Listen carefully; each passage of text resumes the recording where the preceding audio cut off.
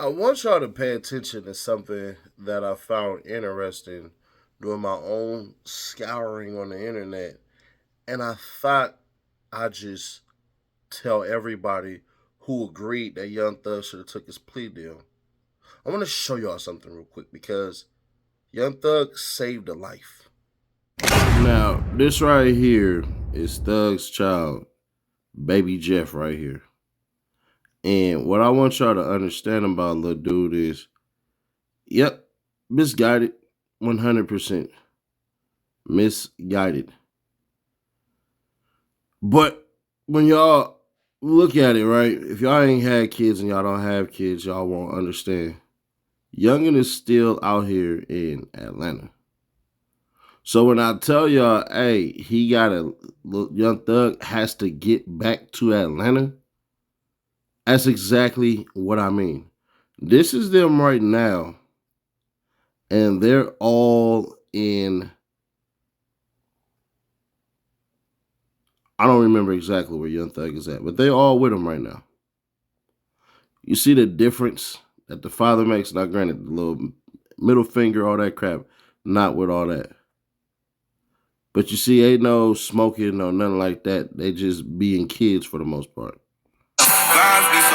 Okay, I can't really play that because I don't want to get demonetized. But yeah, man. So when I tell y'all, bro, hey, man, he saved the life. I'm gonna go into further detail. I'm not making any excuses. I'm not. I don't like anything that I've seen on the little dude's page. I don't like none of the stuff he's doing. I don't like the smoking, all of that crap and everything like that. I personally ain't rocking with it. But what I will say is that's a different kid when he around his father, and you can tell he's with his daddy. Y'all gotta look at it this way. Them kids, they hadn't been around their daddy in a couple of years. Them kids and how they operating, especially that one after he lost his mama and all that stuff, the influences that he has is around the environment. And once again, I'm not sparing nobody, but what I am saying is this is why he had to take that plea deal. Stuff like that. Literally stuff just like that. Now, I believe he's the one that had his mom taken away from him. I could be wrong, but I'm fairly certain. I'm about 80% sure on that. But it's stuff like that where your aunties can't do nothing. Your uncles can't do nothing. None of that crap. They can't do anything. Your grandparents can't help you out and all that stuff because rebellion is real. This is part of the reason why the father is so important because the father has to show the kids a better life. If he goes to his son and puts a belt to him and beat the mess out of him, what would that do ultimately? I've seen people get on Badman Kevo and stuff like that when it was like, bruh, Badman Kevo didn't have his child. And when he did have his child ran away. It's only so much stuff that you can do. There's so many people who has the words and all of this stuff and everything like that for every kid. And y'all believe that every kid is the same and all this stuff and everything like that. But please remember, it's babies raising babies. These cats were not mature enough to even understand what the heck was going on. If you lead with violence, violence begets violence. So even if you start off beating the mess out the kid and everything like that, what would that kid learn? And all the people who will say, oh, well, I got beat when I was a kid and I turned out fine. Did you really? Because if you did, let me ask you a question. Do you beat your child as much as you were beat? Or do you try to listen to your kid and comprehend things in a certain way that they couldn't even get for you when you were a child? I can tell you 100% when I got beat, it wasn't the beatings that really meant anything. It was really the conversations that I had afterwards, and I would literally hate that my voice was suppressed, that I couldn't even express myself because I believe 25% of the beatings I got were not deserved. And internally made me feel like, why even talk? Why even say anything? You ain't gonna never get to say anything in your defense. So for those who advocate beating kids and all this crap and everything like that, listen, mine ain't gangbangers. Mine ain't out there doing nothing ridiculous and anything. But they have had their moments of doing BS stuff because of reinforcements that were not reinforced for a multitude of reasons, but that's neither here nor there. This is why Young Thug had to come home now. And I told y'all way before, man, him trying to hurry up and get there and stuff like that, I don't think it has anything to do with the guys. That may have everything to do with the kids. Some kids probably refused to go all the way there. They probably did something to the point of, hey, we're not going, so then their dad has to figure out a way to entice them to come do certain things. That's what I fully believe. Now, with that being said, hey, before Young Thug went to jail, he probably was reckless. He probably was a trash father. He probably was terrible. Probably. Probably. We seen the little girl, remember? I'm motherfucking tired. You know what I'm saying? So we seen that before. And everybody laughed and all that. I'm one of those. I'm not with none of that. I don't think that was cute or anything like that. And I would hope that more people would be conscientious enough to understand if you're laughing and you're giving stuff like that acknowledgement, kids will just do it all over again. That's what they're built on. So with that being said, man, this is one of the reasons why Young Thug had to come home.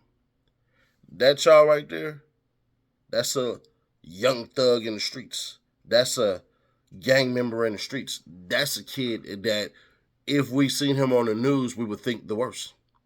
Either he did it or he's a victim of something that he did. And once again, I'm not here to beat upon the head of Young Thug and his family and say, y'all got to do better and all this crap and everything like that. What I'm saying is that Thug's decision makes a lot more sense now than it ever had before.